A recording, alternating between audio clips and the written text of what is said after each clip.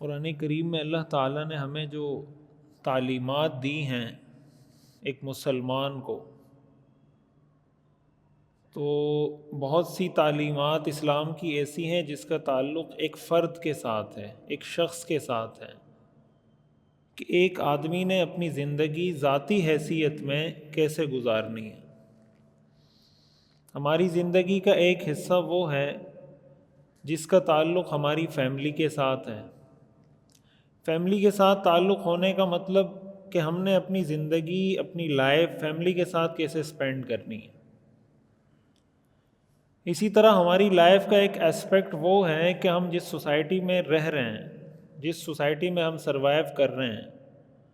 اس society میں ہمارا مختلف لوگوں سے واسطہ پڑتا ہے، تو اس سوسائٹی میں ہم نے کیسے رہنا ہے۔ اب سوسائٹی میں رہنے کا مطلب یہ ہے کہ ہمارے پڑوسی بھی ہیں، ہمارے رشتہ دار بھی ہیں، چچا بھی ہے، ماموں بھی ہے، بھتیجا بھی ہے۔ پھر اسی کے ساتھ ساتھ اور آگے بڑھتے چلے جائیں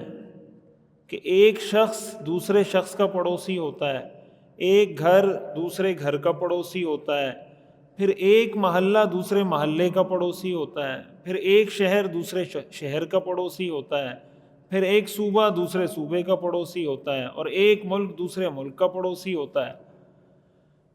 اسلام کی جو تعلیمات ہیں وہ بہت کمپریہنسو ہیں، بہت جامع ہیں، یعنی کوئی اسپیکٹ، کوئی پہلو ہماری زندگی کا ایسا نہیں ہے کہ جس میں اسلام ہمیں گائیڈ نہ کرتا ہو، کہ بھائی بیوی کے ساتھ زندگی کیسے گزارنی ہے، بچوں کی تربیت کیسے کرنی ہے، معاشرے میں کیسے رہنا ہے۔ اور اسی سے ایک بات ہمیں یہ سمجھ میں آتی ہے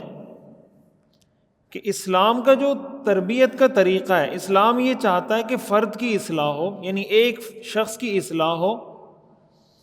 اور اس کے بعد فیملی کی اصلاح ہو، اور اس کے بعد معاشرے کی اصلاح ہو۔ اس لیے کہ معاشرہ، بہت ساری فیملیز مل کر ایک معاشرہ، ایک سوسائٹی بناتے ہیں، اور بہت سارے افراد مل کر ایک فیملی بناتے ہیں۔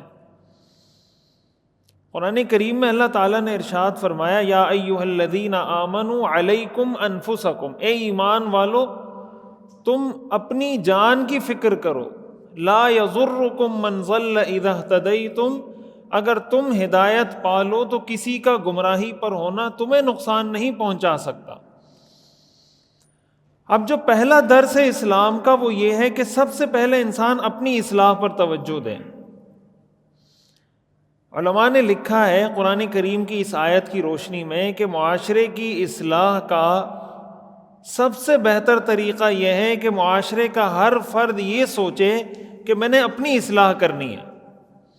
اور وہ یہ سوچے کہ میری زندگی میں جہاں کہیں کوئی کمی، کوتاہی، کوئی خامی ہے، میں نے اس کمی کوتاہی کو دور کرنا ہے۔ اس کا فائدہ کیا ہوگا کہ جب ہر شخص اپنی اصلاح کی فکر کرے گا تو ہر شخص کے اندر جو موجود خامیاں ہیں، جو خرابیاں ہیں، وہ ٹھیک ہو جائیں گی، اور جب ہر شخص کے اندر جو موجود خرابیاں ہیں وہ ٹھیک ہو جائیں تو ہمارا معاشرہ، ہماری سوسائٹی ٹھیک ہو جائے گی۔ تو قرآن کریم میں جہاں اللہ نے ہمیں اپنی ذات کے صحیح کرنے کا، اپنی ذات کی اصلاح کا درس دیا ہے، وہیں قرآن کریم میں اللہ نے فرمایا کنتم خیر امۃ اخرجت للناس، تم بہترین امت ہو جس کو لوگوں کے فائدے کے لیے بھیجا گیا ہے، تأمرون بالمعروف وتنہون عن المنکر، تم بھلائی کا حکم دیتے ہو، برائی سے لوگوں کو روکتے ہو۔ اس کا مطلب یہ ہوا کہ اس امت کے ہر فرد کی یہ ذمہ داری ہے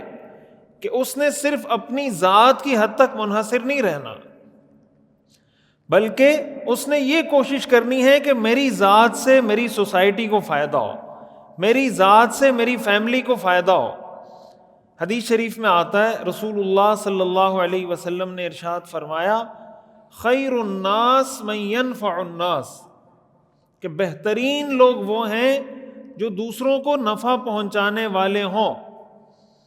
یعنی اگر معاشرے میں، سوسائٹی میں ہم یہ چاہتے ہیں کہ ہم یہ طے کریں کہ اس سوسائٹی کا بہترین آدمی کون ہے، اس سوسائٹی کا سب سے اچھا انسان کون ہے، تو رسول اللہ صلی اللہ علیہ وسلم نے اس کا معیار ہمیں بتایا